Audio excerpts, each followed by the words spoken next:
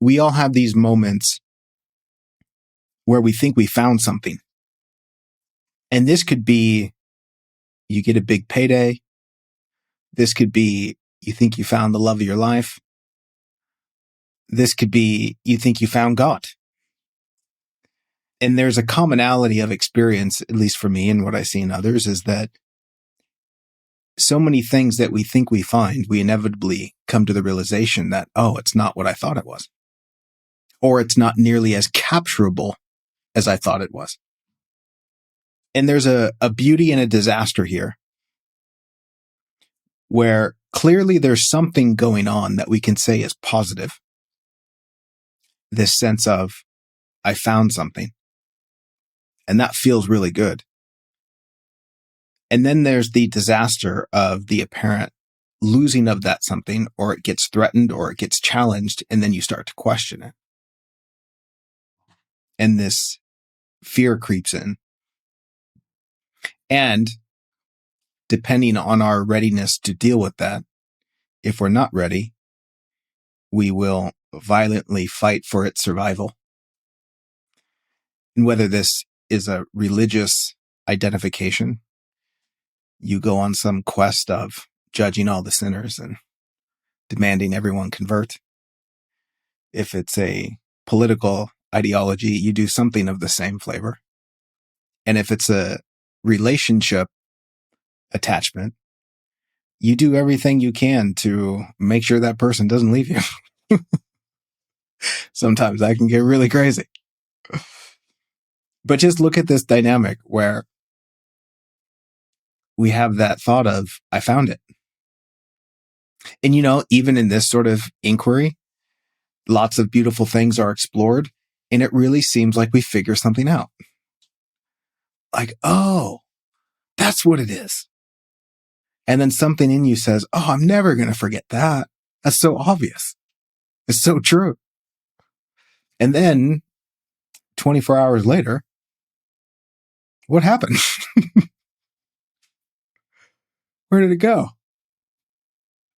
And here's the reality of the situation for me. And again, I'm talking in my own experience, and you can see where it lands for you. But that sort of relief that's found in the sense of, I found something,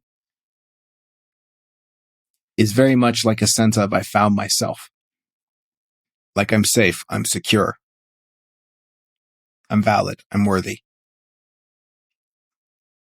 But what's happening is that sense of identity is associated with the mental construct. It's associated with the idea of the thing in the discovery, right? Just like another person in a relationship, what you are identifying with is your construct of that person, your image of that person. You create an image of your future, and then your image of this person seems to fit perfectly. And then as you engage the relationship for any amount of time, you start to realize they're not your image. They're a real human being. And you're like, oh, I don't know if this fits anymore. It's not what I thought it was.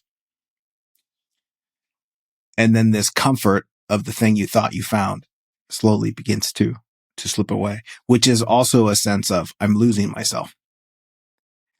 And this speaks so intimately to the fundamental human quest that something inside of us is simply trying to find ourselves.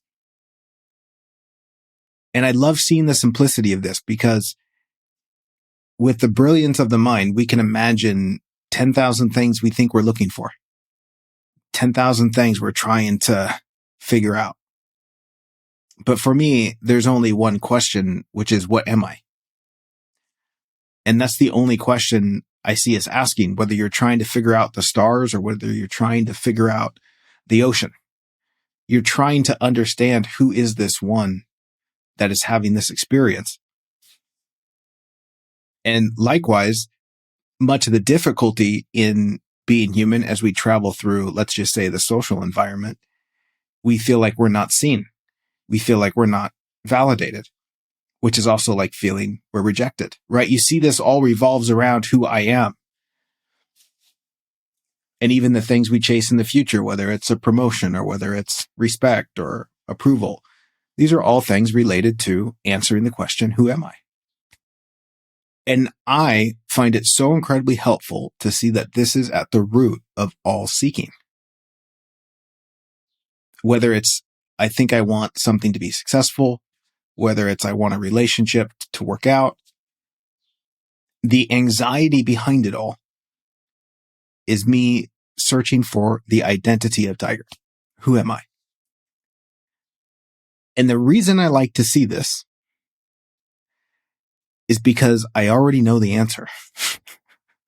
And as soon as I can get back to the answer, it makes all of this so much easier. And at first, I didn't like the answer. And even the answer that I say is the answer, it's a pointer, so it's not really the sentence.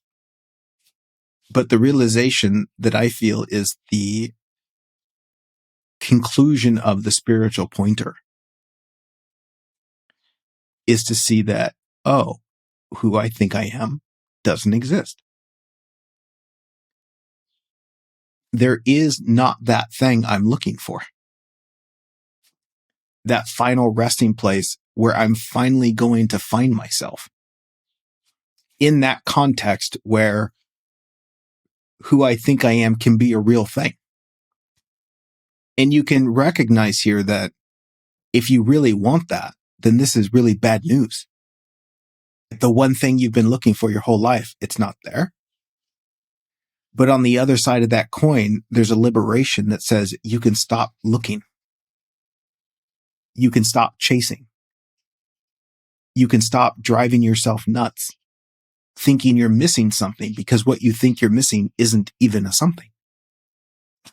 And for a sake or a touch of clarity, just very briefly, let me just express how this is true.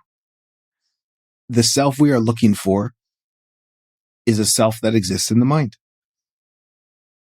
Who am I? And then the mind goes and thinks about it. We have a character of ourselves in thought, and we think that's who we are. Then we want a different version of that.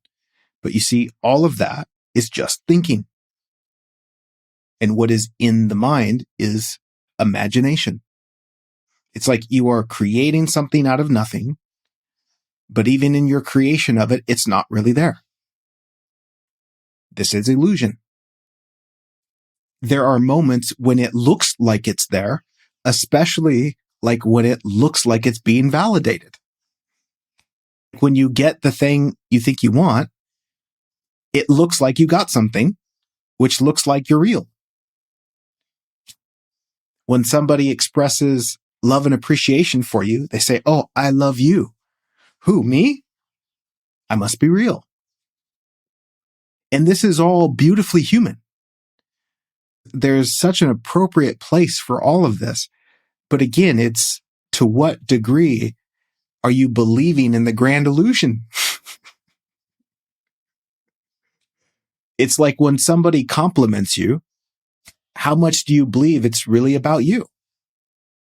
Or are they just sharing what they see?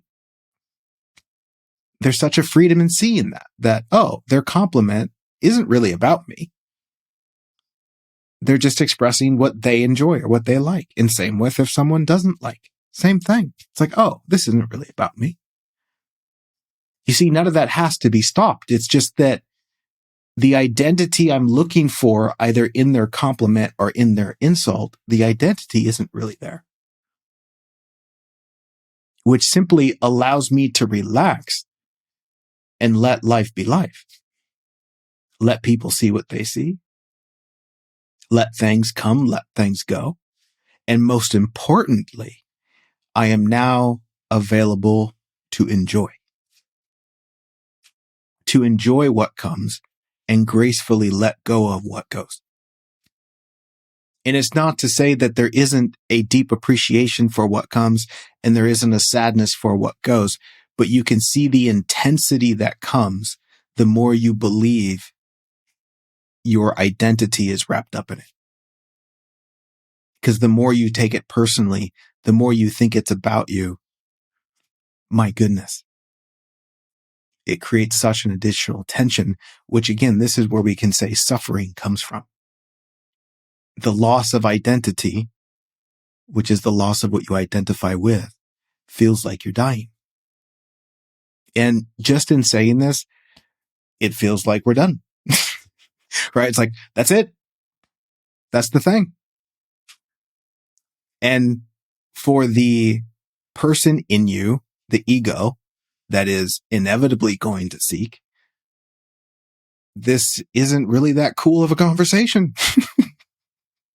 Because it's like, whoa, what the fuck am I going to do with that?